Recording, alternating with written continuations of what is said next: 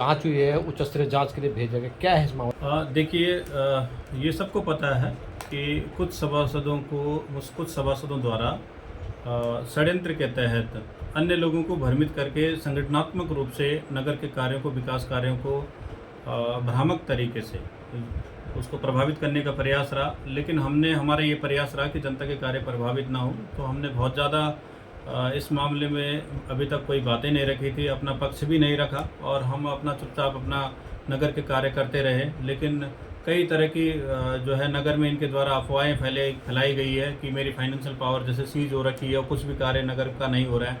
देखिए, जनता से जुड़े हुए सारे काम हो रहे हैं, चाहे उनके प्रमाण पत्र हो, परिवार रजिस्टर हो, इसके अलावा जो पूर्व में टेंडर हुए हैं वो लगातार गतिमान हैं, वो कार्य हो रहे हैं। कुछ कार्य नहीं हो पा रहे थे क्योंकि उनके एनओसियाँ नहीं मिली थी, तो हम उसके लिए भी मेरे द्वारा, आप लोग सब जानते हैं कि लगातार प्रशासन से संबंधित विभागों से भिड़ कर, चाहे बीआरओ का मामला हो, आज उनके द्वारा भी हमें एनओसी उपलब्ध करा दी गई है। और 10 साल से जो नाली की निकासियाँ हैं वो बंद पड़े हुए कार्य थे, वो अब कुछ दिनों में भी स्टार्ट हो जाएंगे। तो ऐसी तमाम सारी चीज़ें थी, लेकिन षड्यंत्र के तहत कुछ सभासद, उसमें मूलतः वार्ड नंबर 5 के सभासद हैं और कुछ और लोग भी हैं। और ये राजनीतिक षड्यंत्र को लेकर, मैं षड्यंत्र ही कहूँगा, ये टोटली षड्यंत्र है। नगर के कार्यों को प्रभावित करने का प्रयास किया गया, लेकिन हमारे द्वारा प्रयास ये रहा कि प्रभावित न हो। लेकिन अब वर्तमान में जब वार्षिक बजट का आयोजन किया गया, उसके अनुमोदन के लिए बैठक का आयोजन किया गया और ज़रूरी कार्य जो नगर के विकास के लिए किए जाने थे, उसमें सभासदों के द्वारा सहयोग नहीं किया, जिससे बैठकें प्रभावित हुई है। और अब आने वाले समय में जो नगर के महत्वपूर्ण कार्य हैं, मूलभूत सुविधाएं से जुड़े हुए कार्य प्रभावित होने की संभावना बनी हुई है, इसलिए मुझे ये प्रेस करनी पड़ी है। तो मैं आप लोगों के माध्यम से नगर को और प्रशासन को ये आश्वस्त करना चाहता हूँ, ये सूचना देना चाहता हूँ कि हम इस मामले में अब कोई कॉम्प्रोमाइज़ नहीं करेंगे। जो जिस चीज़ के लिए दोषी होगा उसके विरुद्ध जहाँ तक भी जाना हो कार्रवाई की जाएगी।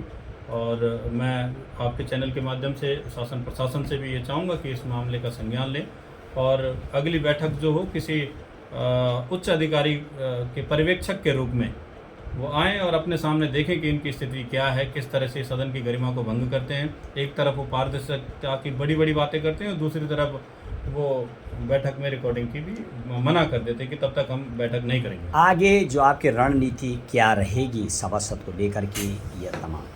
देखिए, होता क्या है कि अब तक ये प्रचलन में है और पूर्व में भी ये चीज़ें हुई है कि सामान्यतः बैठक करवा दो और बैठक के बाद 2-4 को अपने पास करवा दो और साइन करवा दो। यही प्रचलन कई जगह चलता है और यही लोग अप्लाई करते हैं। क्या लेकिन बगुना जी, देखिए, हमने कहा है, जनता ने मुझे आशीर्वाद दिया है, मैं इस चेयर पे हूँ, जनता के लिए हूँ और जनता की वजह से हूँ और मेरी प्राथमिकता जनता के लिए है। मैं वो कोई कार्य नहीं करूंगा जो नियम विरुद्ध हो। संवैधानिक संस्थाएं हैं, मैं बताना चाहूँगा, इस बात को कंप्लीट करने दीजिए। जो प्रावधान है, जो गरिमा है बैठक की, उसी के अनुकूल कार्रवाई होनी चाहिए। कोई अगर किसी चीज़ से संतुष्ट नहीं है तो उसको पर्याप्त समय दिया गया, सुना गया, समझा गया, सहमति भी प्रदान की गई। लेकिन इन सब के बावजूद आप संगठित होकर आप बच्चों की कसम खिलवा रहे हो कि आपने कसम खाई हुई है कि साइन नहीं करने, तो आप कसम ही खाओ ना, तब जनता के लिए क्या है? अच्छा कोहली साहब, जांच जो है उसके बारे में क्या आपने, जो सभासद आपके हैं, क्या उनकी नॉलेज में है कि क्या है जांच, अभी कहाँ गई है, क्या जांच पे, वो आपने उनके साथ बताई ये चीज़ जांच को लेकर के? देखिए, वो तो जांच करवाने वाले वो हैं। क्या उनको पता है वर्तमान में क्या स्थिति है जांच की, वो बताइए। उनको सब पता है, लेकिन वो खुद दुविधा में है। उनके द्वारा आरटीआई के माध्यम से सूचना मांगी गई है। जांच हमें उपलब्ध नहीं कराई गई, सीधे शासन को भेजी गई डीएम साहब के द्वारा, डीएम साहब की संस्तुति पे। और जो जांच की कमेटियां रही है, उनके रिपोर्ट के आधार पर उस शासन को उच्च स्तरीय जांच के लिए भेजा गया।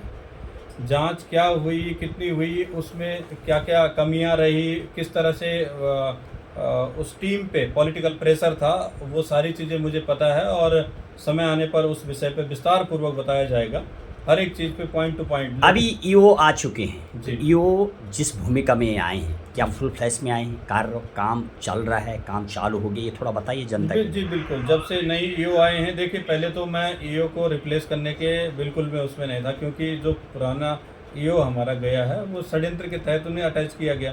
तो मेरे तो रिलीव करने का कोई वो था ही नहीं कि नहीं भाई उनकी भी अपनी वो हमारे कर्मचारी हैं, तो इसका मतलब ये थोड़ी नहीं कि कहीं भी सरकार अब प्रशासन ने भेजे तो अब क्या स्थिति है? भेजा है उनकी सहमति तो ठीक है। जो नई ईओ भी आए हैं वो काम के प्रति प्रतिबद्ध है। आजकल चाहे अपने पालिका के काम हो, SIR के कार्य हो, अपने जनगणना के कार्य हो, अन्य गतिविधियां हो, सरकार की ओर से बीच में जो अब तक योजनाएं लाभ जो मिला है उसको लेकर कार्यक्रम हो, सारी गतिविधियों में शामिल हो रहे हैं। हम अपनी जिम्मेदारियों को निभा रहे हैं। इसके अलावा और जो हमारी जिम्मेदारी है, दिशा की बैठक हो, तमाम इस कॉन्फ्रेंस के माध्यम से आप जनता को क्या बोलना चाहेंगे और प्रशासन को अलग अलग थोड़ा बताइए। मैं आपके चैनल से मैं जनता के लिए सीधे निवेदन करना चाहूँगा, आपके वार्ड के सभासद हैं, आप लोगों ने बनाए हैं, आपके लिए प्राथमिकता उनकी है। किसी को राजनीति करनी है, किसी को अपने आका की जिम्मेदारी लेनी है, तो वो त्याग पत्र दे दें अपना और अपने आका के साथ चले जाएं। उसका मीडिया परिवारी बनो या कुछ करो, जो कर रहे हैं करो। जनता की जिम्मेदारी जब ले रखी है तो जनता के कार्य प्रभावित नहीं होने चाहिए। मेरी तरफ से कोई कमी है तो वो बता दीजिए कि ये काम आपके द्वारा नहीं किए गए। आपके व्यक्तिगत लाभ के कारण किसी ठेकेदार ने काम स्टार्ट कर दिया, किसी का बॉन्ड नहीं हुआ, वो मेरी जिम्मेदारी नहीं है, वो उस ठेकेदार की जिम्मेदारी है। जिसको कार्य आवंटित हुआ है, जिसके अवार्ड हुआ है, वो आए अपने दस्तावेजों को पूरा करें। उसकी पैरवी तुम सदन में करोगे तो कहीं ना कहीं तुम्हारे डायरेक्टली उससे हित जुड़े हुए हैं। इसके बावजूद भी जब सदन में बातें आ गई तो मेरी प्राथमिकता रहती है कि हर विषय का समाधान निकाला जाए। कोहली साहब, क्या जांच जो चल रही, क्या वो भी अभी आपके कार्यों को प्रभावित कर रही है? जांच चल रही है, उससे कुछ फर्क नहीं पड़ा? जांच में हमने शुरू से ही सहयोग किया है। जांच जब स्टार्ट भी हुई थी, जिस दिन स्टार्ट के दिन पहले दिन ही प्रारंभिक रिपोर्ट उन्हें देनी थी, उसी दिन हमारे द्वारा यहाँ से फाइल भी भेजी गई। ठीक है। लेकिन इन सब के बावजूद ईओ का जब अटैचमेंट हुआ तो हमने कहा कि जांच खुले तौर पर होनी चाहिए। इसीलिए मेरा वो प्रयास रहा। मैं पुल पर नाराजगी इसलिए थी कि ये लंबा ना खींचे, जांच फटाफट हो जाए और कार्य प्रभावित न हो। इन सब के बावजूद जांचें लंबी चली है। मेरे द्वारा खुद रिक्वेस्ट की गई डीएम साहब से कि आप जो जांच हुई है उसको सार्वजनिक करो और जो इनके द्वारा शिकायत पत्र दिए गए हैं, आरोप पत्र दाखिल किए गए हैं, उनको जो है आप सार्वजनिक करो। मैंने कमेटी को कहा कि आप दोबारा जाइए, दोनों पक्षों को सुनिए और फिर निष्कर्ष के साथ आइए। फिर दोनों पक्षों को सुना गया, लेकिन एसडीएम साहब ने हमारे लिए समझौता के लिए कहा। तो मैंने कहा मेरी तरफ से कौन सा समझौता, शिकायतें इनकी है, जो है बात है रखिए, अगर मेरी तरफ से नहीं मानी जाए तो बताओ।